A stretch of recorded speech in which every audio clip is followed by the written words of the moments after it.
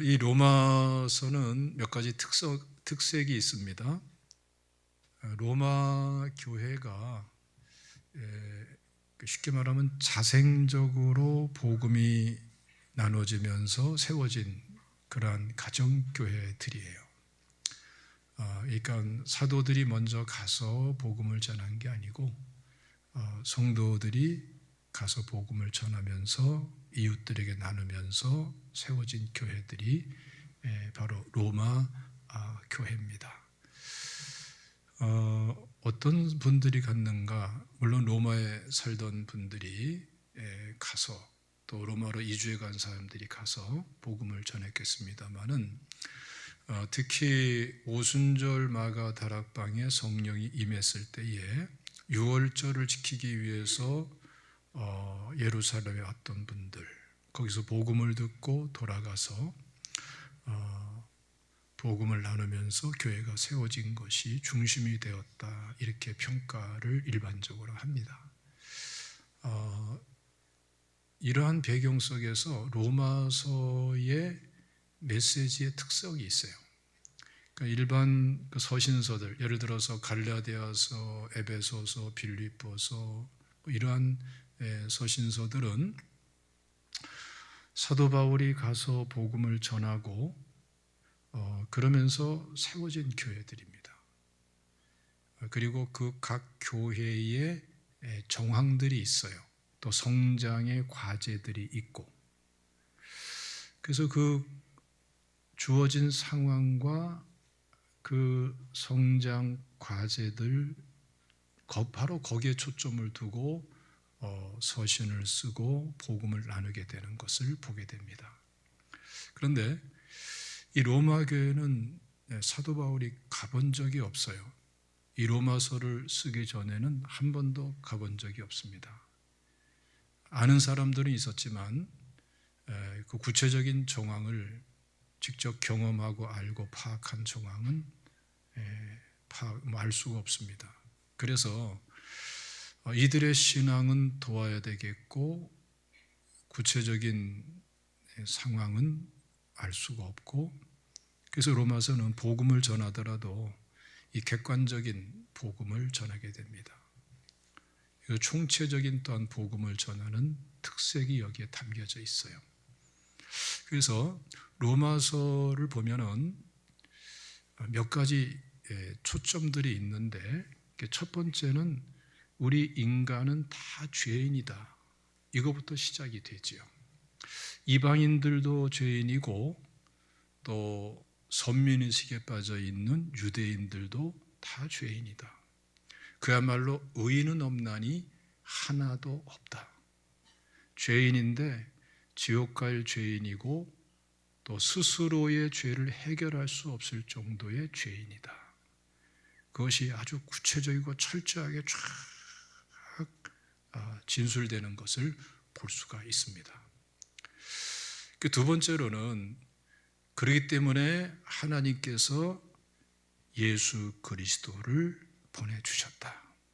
예수 그리스도께서 바로 우리 죄를 대속하기 위해서 십자가에 죽으셨고, 그 십자가 보혈의 은혜를 믿고 예수님을 영접하며 죄를 회개하면 죄 씻음 받고 하나님의 자녀가 된다. 하나님께서 그 예수님을 영접하는 그 믿음을 의롭다고 인정해 주신다. 그것을 흔히 칭의라고 그러죠. 지옥 갈 죄인이지만 죄를 회개하고 예수님을 영접하는 그 믿음으로 의롭게 되는 은혜를 주신다. 그거를 두 번째로 선포하는 것입니다. 그리고 세 번째로는, 그렇게 의롭게 됐고 하나님의 자녀가 되는 권세를 가졌지만, 신분은 의롭다고 인정받았고 하나님의 자녀로서의 신분이 있지만, 그러나 여전히 부족함이 많고 실수하고 비틀거리고 미성숙하고, 사람이 하루아침에 변하는 게 아니잖아요.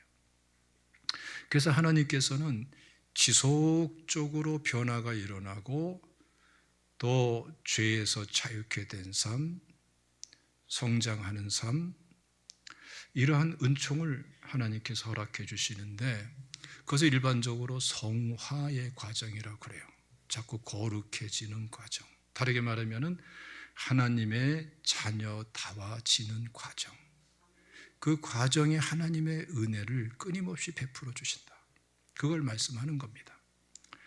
그래서 이것은 자신의 힘으로 되는 것도 아니고 하나님의 은혜가 주어져야 되는데 하나님의 은혜와 자신의 노력이 함께 합쳐져서 자꾸 사람이 새로워지는 것이다.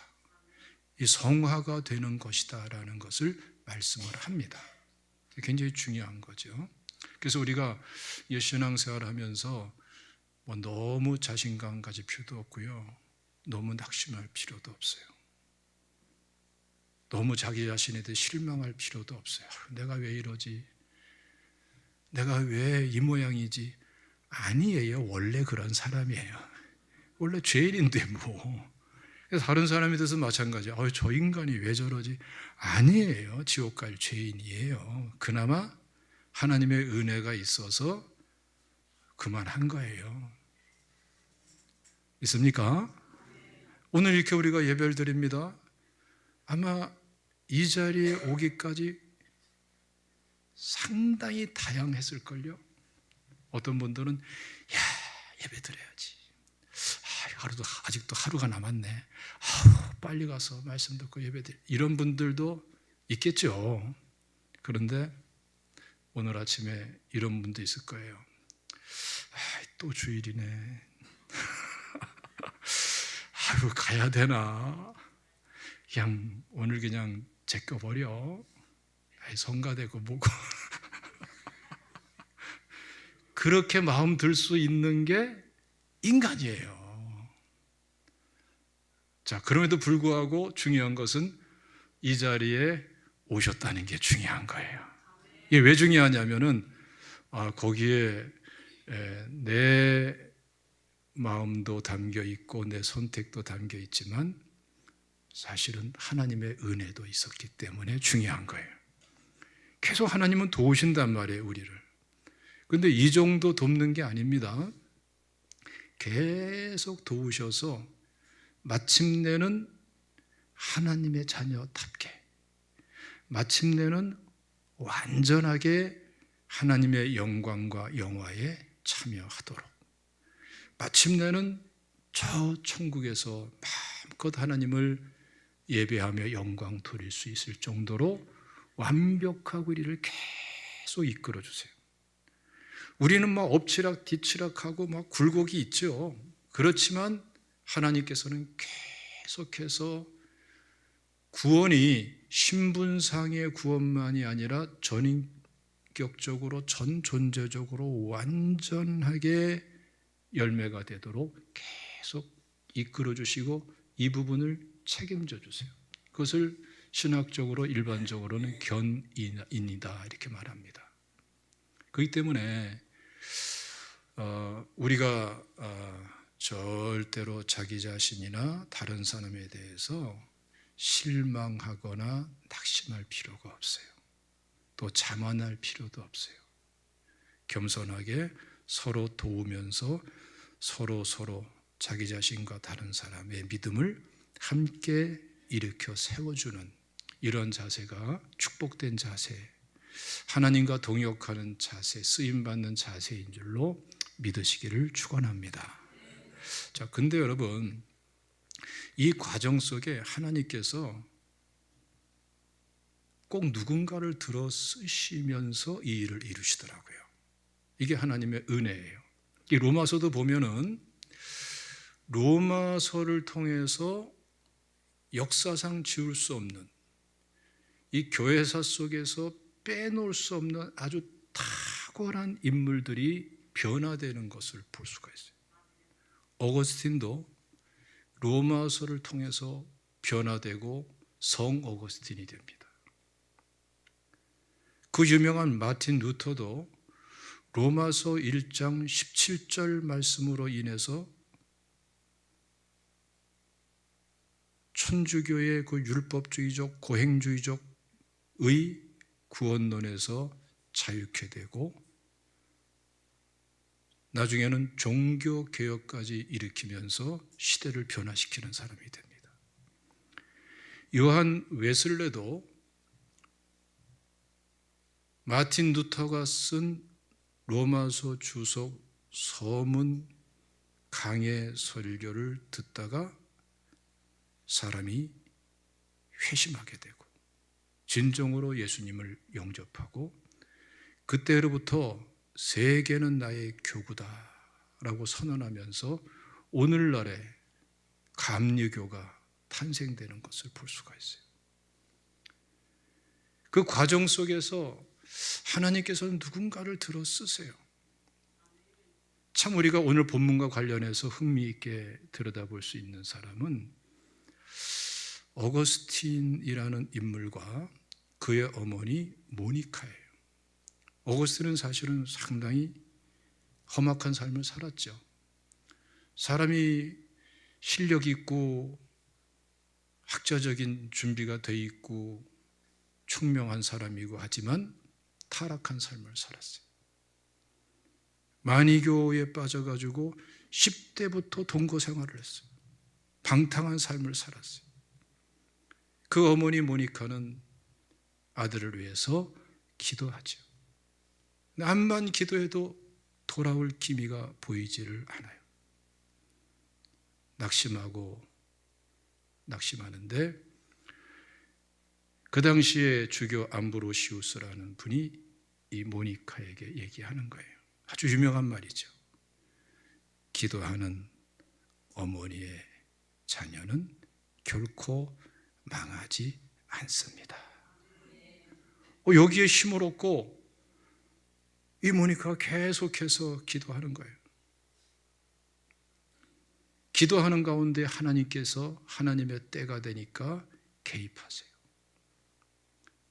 하루는 밀라노의 한 가정에 머물면서 그 가정의 정원을 거니는데 갑자기 마음속에 하나님의 음성이 들려오는 거예요. 집어들어 읽어라. 집어들어 읽어라. 이게 도대체 뭔가 너무나 뚜렷하니까 들어가서 책상에 놓여 있는 성경책을 펼쳐서 보는데 펼치자마자 탁 들어오는 성경 말씀이 있죠. 그게 바로 로마서 13장 말씀이에요. 한번 읽어봅시다. 12절과 13절 말씀 시작. 밤이 깊고 낮이 가까웠으니 그러므로 우리가 어둠의 일을 벗고 빛의 갑옷을 입자. 낮에와 같이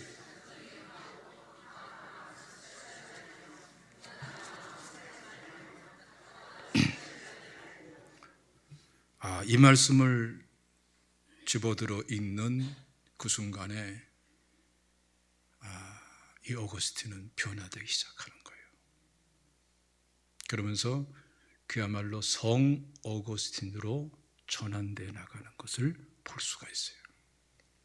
근데 제가 작년에 조그만 논문을 쓰면서 어거스틴과 또 그 어머니 모니카에 관한 그 배경 자료들을 쭉 볼 기회가 있었는데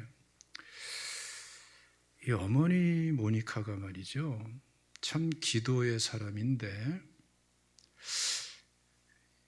아들 때문에 기도하고 변화되지 않는 아들 때문에 절망하고 또 절망 속에서 아들 때문에 또 기도하면서 일어서고 또 절망하고 기도하면서 일어서고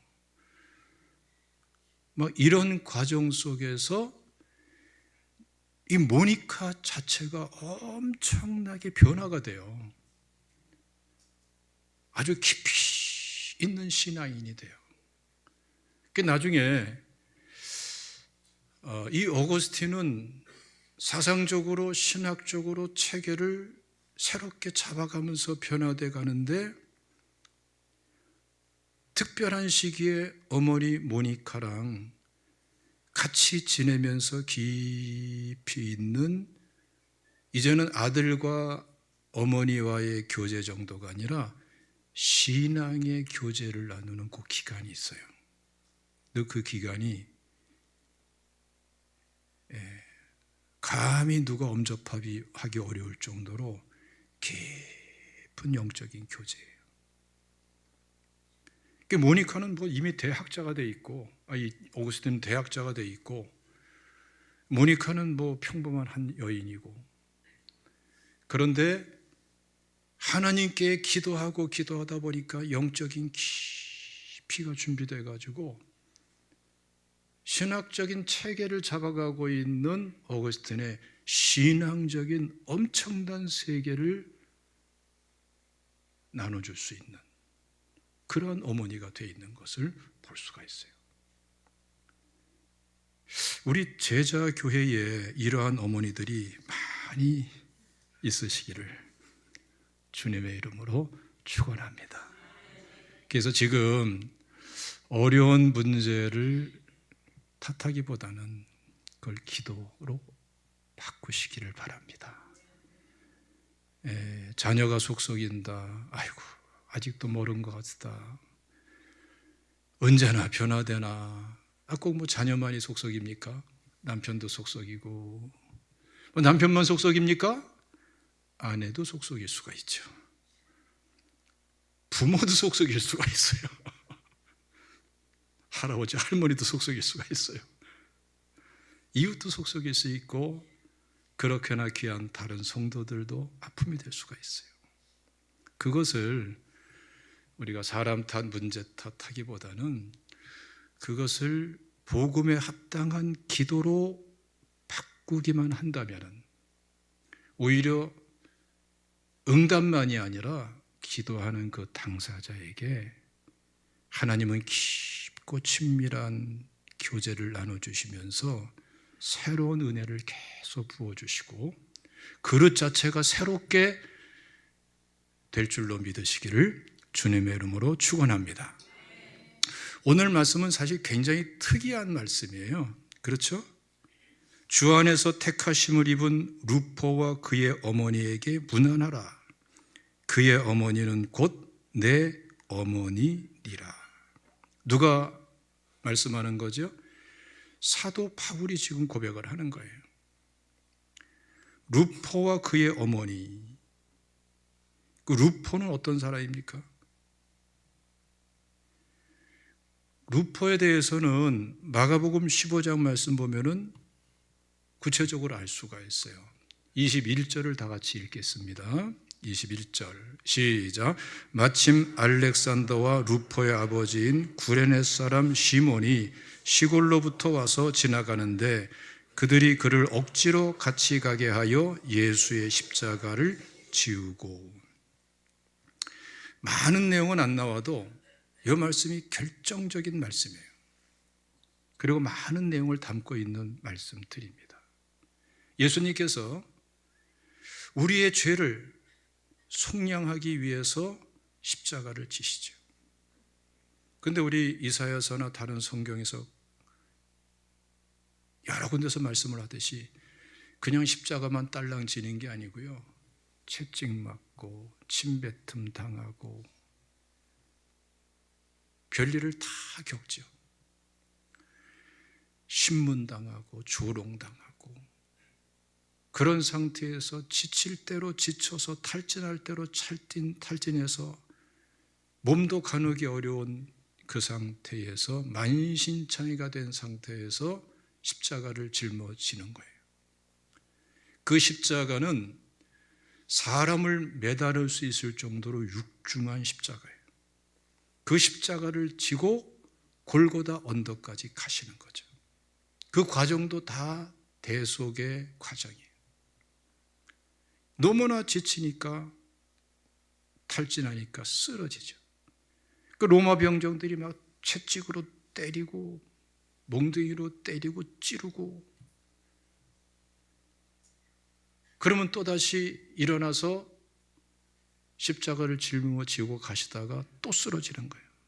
너무나 지쳐 있으니까. 가질 못. 이제는 뭐 채찍으로 때려도 짊어질 힘이 없어요. 그 사람들은 빽빽하게 이 특이하고 이 특별한 장면을 둘러서 가지고 지켜보고 있는 거죠. 거기에 누가 있었습니까? 루포의 아버지 구레네 시몬이 있는 거예요. 6월절에 왔다가 구경하고 있는 거죠. 이 구레네는 오늘로 말하면 리비아의 수도 트리폴리 또는 그쪽에서 동남쪽으로 약간 떨어져 있는 또 다른 지역으로 그렇게 평가를 합니다. 정확한 지명은 우리가 뚜렷하게 잡을 수는 없어도 그쪽인 것은 분명하다는 고증이 지금 정설로 내려오고 있어요. 이 지역은 아프리카 북부 지역이에요. 그러니까 구레네 사람이라는 것은 피부색이 까만 사람이에요. 이 구레네 시몬이라는 사람은 그 많은 구경꾼 중에서도 로마 병정이 아무 부담 없이 지명을 하고 붙잡아서 억지로 십자가를 대신 짊어지게 할 정도로 그냥 평범한 사람, 오히려 하층민인 사람, 그 중에서 흑인, 아무런 권력과 신분을 내세울 수 없는 사람인 것이 분명하죠. 그래서 이 구레네 시몬은 자기가 원했던 것도 아닌데 로마 병정에게 강제로 십자가를 짊어지도록 강요당해가지고 십자가를 짊어져 주는데 억지로 짊어지는 거예요. 억지로. 하기 싫은데 억지로 했다는 거예요. 하기 싫은데 억지로 했는데 그래서 예수님이 쓰러져서 가지 못하던 그 길을 지금도 성지순례하는 사람은 그 길을 꼭 가본답니다. 비아 돌로로사라고 고통스러운 길. 그 길을 걸어가 줬는데 대신 짊어지고 가줬는데 그 과정 속에서 구레네 시몬은 예수님을 전인격적으로 만나고 모셔드리게 되는 거죠. 그리고 이 구레네 시몬을 통해서 루포의 어머니도 예수 믿고 구원받게 되고 그 아들 루포도 예수 믿고 구원받게 되고 온 가족이 구원받는 거예요. 근데 여기서 이제 놀라운 역사가 일어나는 거예요. 그 억지로 짊어진 그 십자가 그 사건을 통해서 온 가족이 예수 믿었을 뿐더러 루포라는 인물이 참 특별한 인물이 되는 걸 볼 수 있어요. 그 구레네 시몬의 아들 루포는요, 성경에 뭐 다른 데 안 나와요. 그런데 교회사의 사료들을 보면은 루포는 초대 교회의 저명한 지도자 중에 한 사람이에요. 자 보세요. 흑인이고 그야말로 하층민에 속한 사람이고 아무런 내세울 곳도 없는 사람인데 그런데 복음이 들어가고 변화가 되면서 그 놀라운 초대교회의 지도자 중에 한 사람이 돼버리고 엄청난 영향력을 끼치는 사람이 돼버려요. 그러니 여러분, 우리가 하나님의 일을 해야 되겠어요? 안 해야 되겠어요? 십자가를 짊어져야 되겠어요? 내동댕이 쳐야 되겠어요? 억지로라도 짊어지는 게 축복이에요? 내동댕이 치는 게 축복이에요? 전도집회 참석해야 되겠어요? 안 해야 되겠어요? 이 말을 왜 하게 될까? 억지로라도 짊어졌는데 그게 엄청난 축복이 되는 거예요. 여러분, 초대교회는요 그냥 초대교회가 아니에요. 역사를 바꿔버리는 교회예요. 초대교회를 통해 가지고 로마 제국이 뒤집어지잖아요. AD 313년에 세계 역사의 흐름이 바뀌어져 버려요. 단순하게 헤브라이즘이 아니고 이제는 그냥 복음이 담긴 역사로서 시대 자체가 달라지는 분기점을 마련해 버려요. 근데 그 정점에 누가 있어요? 구레네 시몬이, 그리고 억지로 십자가를 짊어지는 사건이, 예수님을 영접하는 사건이, 그리고 그 하층민에 해당된다고밖에 볼 수 없는 이 구레네 시몬, 그 아들 루포가 초대교회에 저명한 영향력이 있는 사람으로 달라져 버려요. 그래서 여러분, 이 구레네 시몬의 부인, 즉 루포의 어머니를 주목할 이유가 바로 거기에 있는 것입니다. 성경에 언급된 게 거의 없습니다만은 굉장히 중요한 거예요. 왜냐하면 지금 사도 바울이 그렇게 고백하잖아요. 루포와 그의 어머니에게 문안하라. 그의 어머니는 곧 내 어머니니라. 그러니까 루포라는 한 아들이 그 모든 환경, 악조건을 뛰어넘어서 그러한 탁월한 지도자가 되기까지, 물론 구레네 시몬도 있었지만 그의 어머니, 구레네 시몬의 부인도 있었죠. 그러니까 이 루포의 어머니는 자기 아들을 육신의 자녀로 끝낸 게 아니고 예수님을 영접한 그 순간부터 믿음의 아들로, 이제는 육신의 어머니로 끝나는 게 아니고 영적인 어머니로, 진정한 어머니의 몫을 감당해 나가는 놀라운 면을 보여줘요. 성경에 보면은 가정에 관한 내용들이 많이 나와요. 성경에 나오는 가정들이 약 35개 이상이 됩니다. 약 35개가 돼요. 그 가정들이 다 특성이 있어요. 그리고 성경에 수없이 많은 어머니들이 나와요. 그 중에서 아주 두드러지게 역할을 하는 어머니들이 있죠. 예를 들어서 모세의 어머니 요게벳, 대단한 역할을 했죠. 짧은 시간이지만. 근데 우리가 세례 요한의 어머니도 생각할 수 있고요. 우리가 심지어는 예수님의 육신의 어머니 마리아도 생각할 수 있어요. 저마다 특별한 역할을 했어요.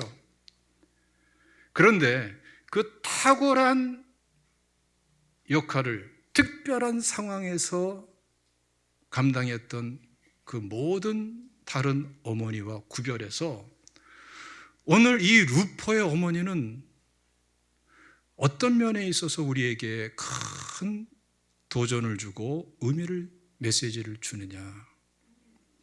자기 아들을 양육해서 그 악조건 속에서 초대교회의 탁월한 지도자로 양육해서 세워줬던 어머니. 여기에 루포의 어머니의 탁월성이 있는 거예요. 그러니까 여러분, 우리 각 가정에서 진정한 변화는 어디서부터 생각되는가, 시작이 되는가? 부모가 출발점이 돼야 돼요. 그냥 단순하게 잘 먹이고 잘 입히고 그냥 잘 가르치고 가능한 조금이라도 더 물려주고, 그것이 해답이 아니에요. 그 정도로 가지고 자녀를 사랑한다 하는 것은 너무나 빈약해요. 그게 아니고 육신의 부모로 머물지 말고 영적 부모가 되어야 되고, 육신의 어머니가 아니라 신앙의 어머니, 영적인 어머니가 되어야 될 줄로 믿습니다. 거기에서 내 자식이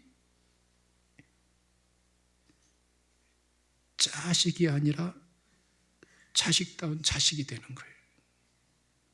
진짜 인물이 되고 그 아들을 통해서 세상이 달라지는 거예요. 그런데 이 루포의 어머니는 자기네 육신의 아들만이 아니고 지금 놀라운 일을 말씀하고 있죠. 그의 어머니는 곧 나의 어머니니라.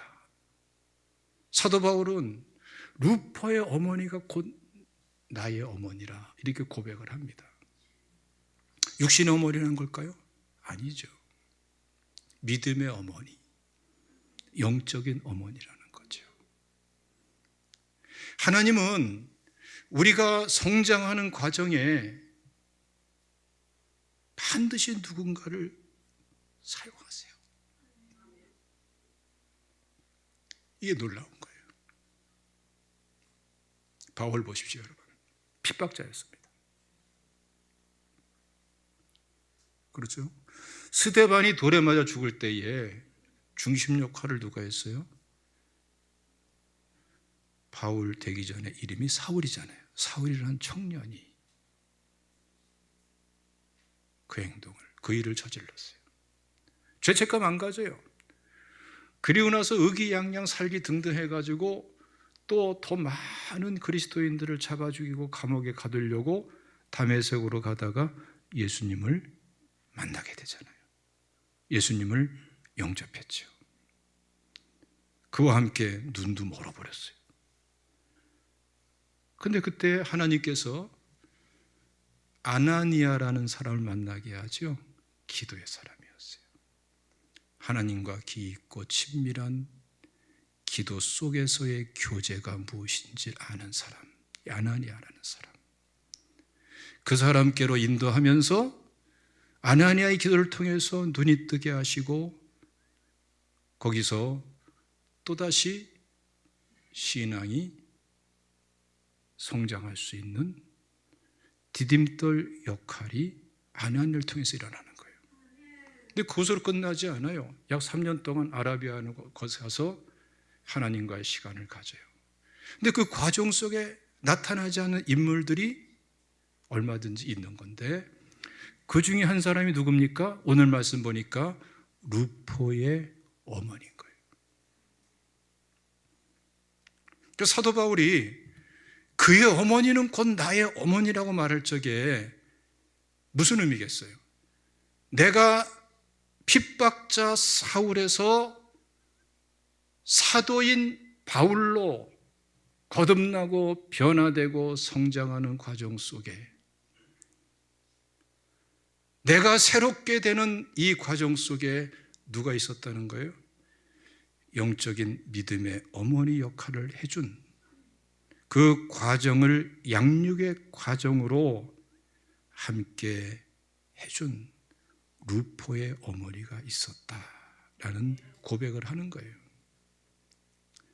여러분, 사울이란 청년이 예수님을 믿고 회심해가지고 복음을 전한다 할 때 초대교회 성도들은 겁에 질렸어요. 다 도망가고 피하고 만나지도 않았어요. 저거 분명히 가짜일 수 있어. 저거 덫을 치기 위한 것일 수가 있어. 한순간에 돌변해가지고 또 무슨 해를 저지를 줄 몰라. 워낙 악명이 높았으니까. 그런데 루포의 어머니는 그 과정 속에서 사울이 바울이 되도록 믿음의 영적 어머니로서 양육을 해주고 있었던 것이죠. 예. 그래서 이 루포의 어머니는 우리에게 굉장한 메시지를 주고 있는 것입니다. 우리 제자교회 우리 모든 어머니들이 마음속에 담을 것은 내 자식 위하는 거 좋아요. 그런데 육으로 끝나지 말라. 영적인 믿음의 어머니가 되셔야 돼요. 그게 진짜 자녀를 사랑하는 방법인 줄로 믿으시기를 축원합니다. 한 걸음 더 나가서 내 육신의 자녀만이 아니라 기도 가운데 하나님께서 내게 맡겨주시는 다른 어린 영혼들을 내 영적인 자녀로 삼고 마치 루포의 어머니처럼 사울이 바울이 되도록 그 과정에서 신앙을 세워주며 양육의 과정, 그 양육 속에 실현되는 복음의 실제를 함께 나눠줄 수 있는 이러한 부모들이, 영적인 부모들, 믿음의 부모가 되시기를 주님의 이름으로 축원합니다. 그래서 여러분, 사도 바울이 굉장히 중요한 말씀을 합니다. 갈라디아서 4장 말씀 읽어봅시다. 19절 다 같이 봉독합니다. 시작. 나의 자녀들아, 너희 속에 그리스도의 형상을 이루기까지 다시 너희를 위하여 해산하는 수고를 하노니. 이게 무슨 말이에요? 예수는 믿었는데 지옥 갈 죄인이 십자가 보혈의 은혜를 받아들이고 죄를 회개하고 예수님을 영접했는데 그때부터 하나님께서 역사하시고 성령의 도우심 말씀과 십자가 보혈의 은혜의 역사 속에서 신앙이 자라면서 양육되고 있는데 거기에서 그 당사자의 믿음의 자세도 중요하지만 그 성화되는 과정, 양육의 과정에 영적인 어머니 역할을 해주는 사람, 다시 말하면 정말 한 영혼을 내 친자녀 이상으로 입양하고 신앙 성장을 도와주는 이 루포의 어머니 같은 사람, 이 사람의 역할이 얼마나 중요한가를 말씀하는 거예요.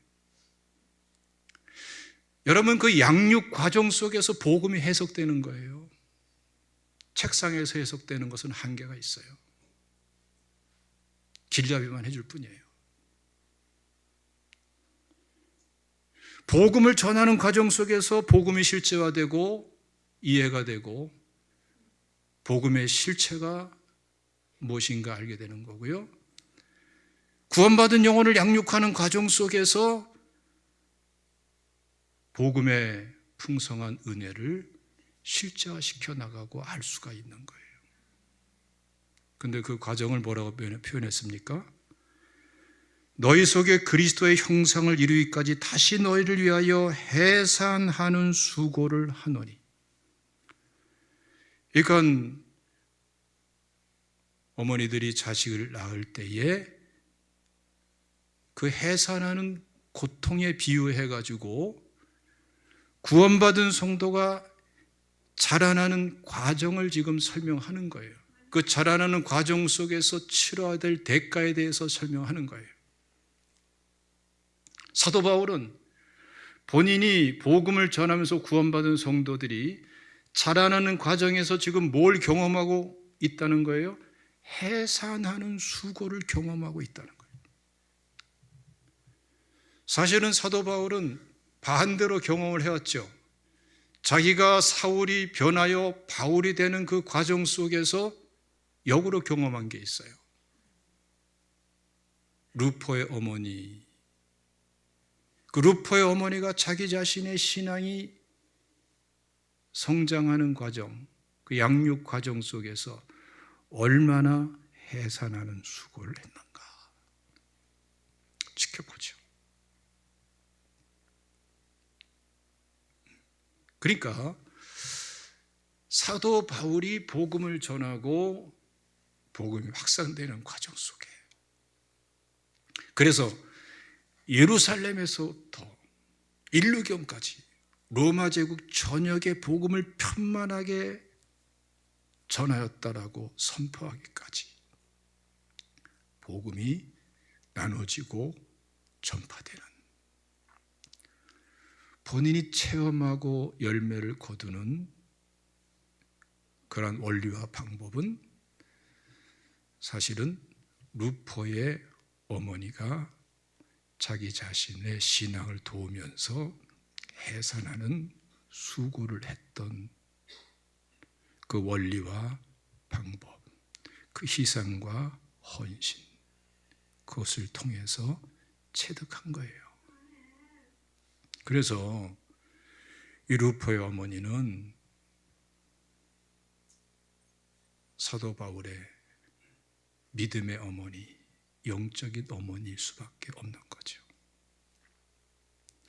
여러분, 오늘날 우리가 신앙생활 한다 그러면서 왜 기도가 새로워지지 않을까? 하나님과의 관계의 깊이와 친밀성에 진전이 없을까? 신앙생활이 이건가? 복음 그러는데 이게 복음의 전부인가? 그 이상은 없는가?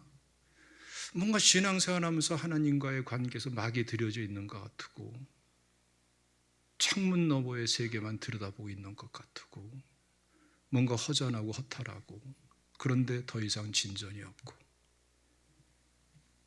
왜 그럴까요? 오늘날 이 한국교회가 복음을 너무나 값싸게 취급해요. 복음을 그냥 자기 이기적인 욕심을 채우는 도구로만 사용하고 그렇게 전락시켜요. 복음과 함께 고난을 받으라 그랬는데 복음과 함께 축복만 누리려고 그래. 복음과 함께 고난을 받으라 그러는데 복음과 함께 수지만 맞으려고 그래. 그러니까 피상성에서 벗어날 길이 없어요.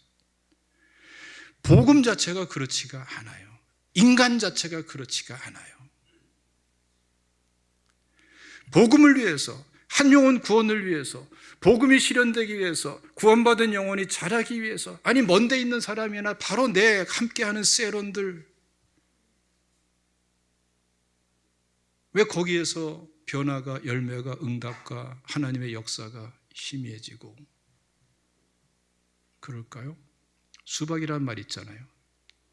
겉은 파란데 속은 빨갛고, 겉과 속이 색깔이 달라. 아무것도 몰라, 껍질만 알아.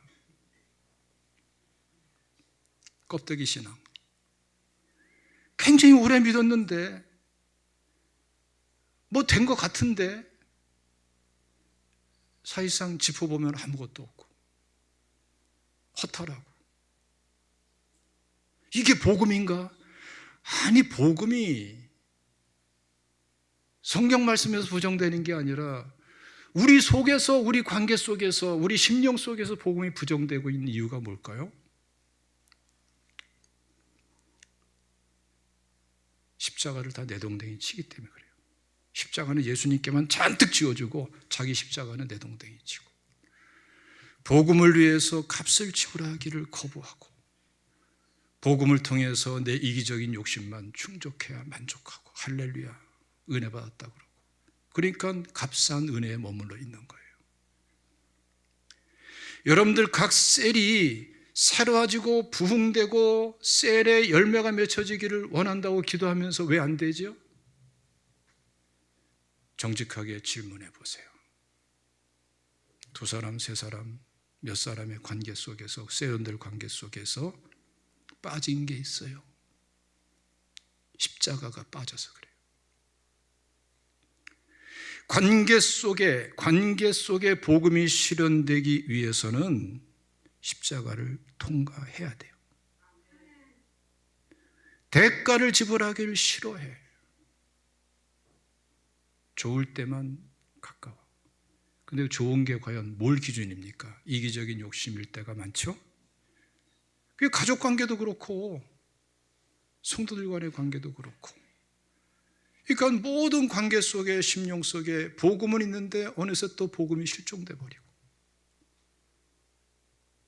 복음이 힘을 잃어버리고. 그러니까 여러분, 영혼 구원이 있어요? 양육이 있어요? 안 되죠.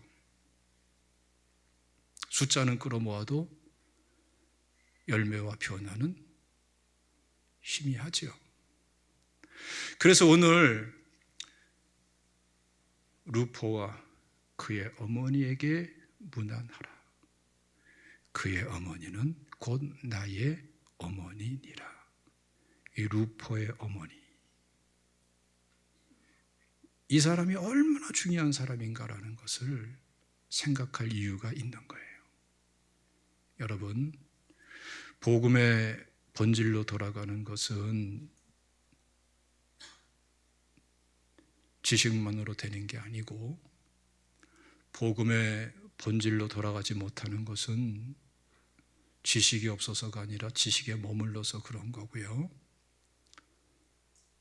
그 복음을 한 영혼에게 나눠주면서 구원의 열매를 나누고, 구원받은 영혼이 신앙 새로워지게 하고 자라게 하면서 양육의 은총을 나누는, 바로 거기에서, 그 과정 속에서 복음의 실제가 이루어지고 풍성해지는 줄로 믿으시기를 축원합니다.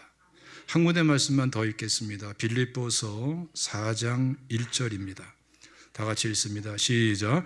그러므로 나의 사랑하고 사모하는 형제들, 나의 기쁨이요 멸류 아닌 사랑하는 자들아, 이와 같이 주 안에 서라.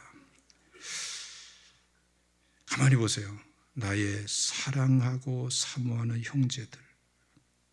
이게 간단하고 당연한 것 같지만 실질적으로는 되고 있나요?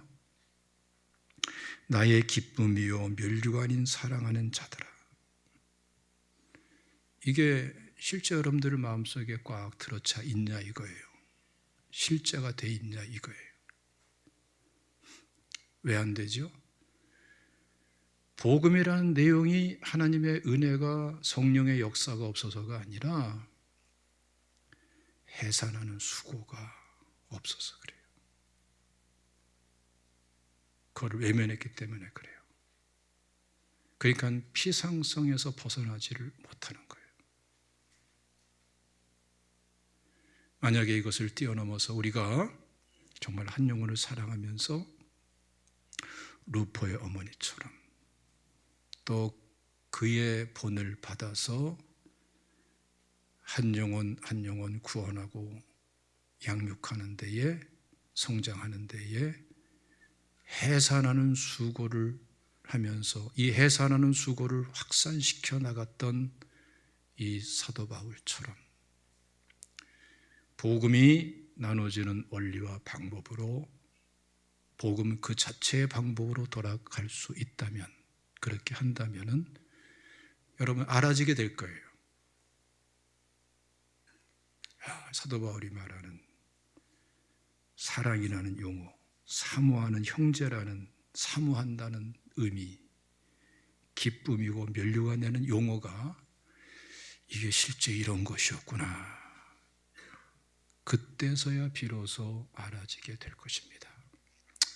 이 축복이 있으시기를 축원합니다.